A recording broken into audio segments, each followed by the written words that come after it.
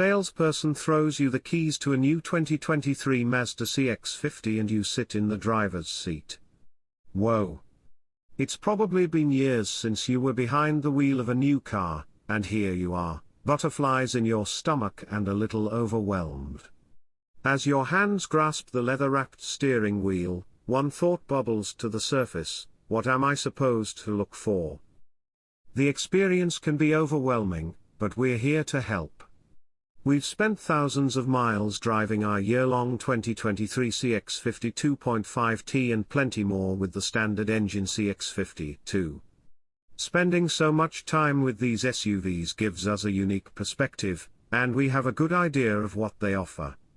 Here are 5 things to consider on a CX-50 test drive. 1. Connect and use the dial.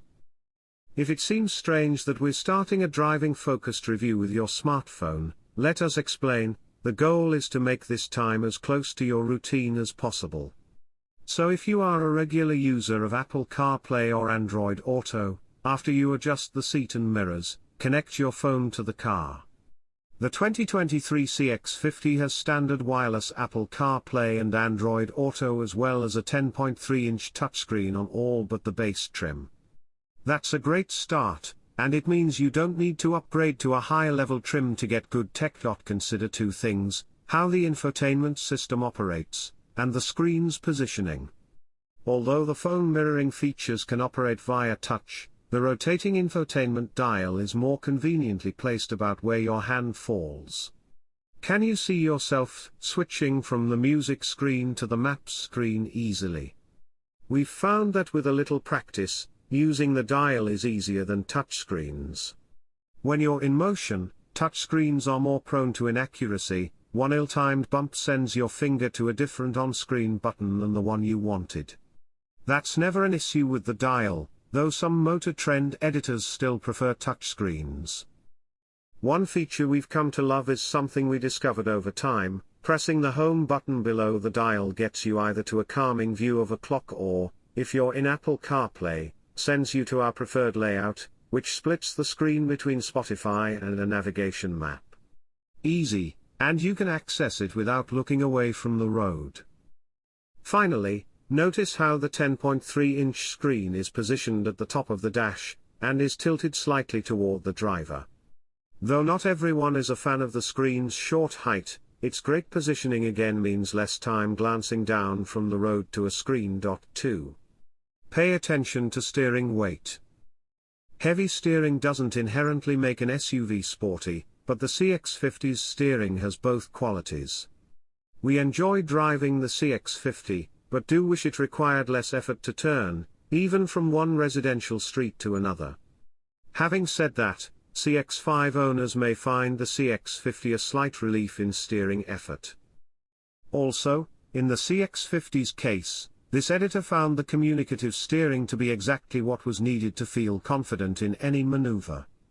This is another one of those situations where the CX-50 divides the Motor Trend staff. In any case, if you start wondering whether the CX-50 feels heavier to turn than your car, it may not be you. 3. Suspension harshness.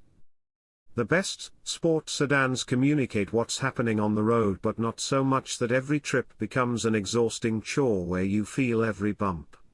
Because the CX-50 wears a Mazda badge, it should come as little surprise that the compact SUV is tuned toward sportiness. If you want a cushier suspension, get a Subaru Forester. But you don't want that boxy Subaru, you're interested in a Mazda because the CX-50 speaks to you. Unfortunately, the CX-50's ride on available 20-inch wheels is firm, so make sure you can live with the suspension tuning.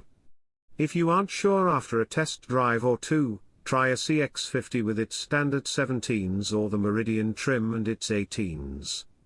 Though we prefer how the CX-50 looks on its available 20-inch wheels, other trims' less aggressive rubber may result in a more cushy ride. 4. Acceleration. Do you ever press the accelerator pedal down more than halfway? If so, this one's important. Our test had the CX-50 Turbo hitting 60 miles per hour in 7.0 seconds. Not bad, but also not great. We wish the SUV were quicker, even if it does sound sweet at wide open throttle. The base engine CX-50 does the 0 to 60 sprint in 8.5 seconds, which is okay for its segment. We've noticed that the 6-speed automatic prevents the CX-50 turbo from feeling quicker on the street. On those occasions that we call upon all 227 horses, or 256 with 93-octane fuel, the transmission does what can only be described as taking a deep breath in the middle of its hustle up and on ramp. With the CX-50 in any 2.5S trim, the base engine, you'll simply have to plan your passes. That's no different than most of the standard engine competition, however. Both engines earn a satisfactory grade here, just don't assume either is a good fit without driving them first. 5. Seating position. One key side effect of being longer, lower, and wider than the similarly priced CX-5 is that the CX-50 feels different from behind the wheel. We love the view over the long and mostly flat hood, but if we were buying one, we'd need to think hard about whether we were okay with the lower seating position. If sitting high up is a main reason for wanting a new SUV, well, the CX-50 may not be for you. Sure, it's higher than a car, but it also feels lower than many other SUVs. Part of what makes the CX-50 appealing is that it's not for everyone. This isn't an every person's SUV like the Honda CR-V. Instead, it caters to a specific type of buyer, one who values driving, good exterior design, and wants to project a slightly outdoorsy image. Hopefully, after some time behind the wheel, it'll be clear whether the CX-50 makes sense for you.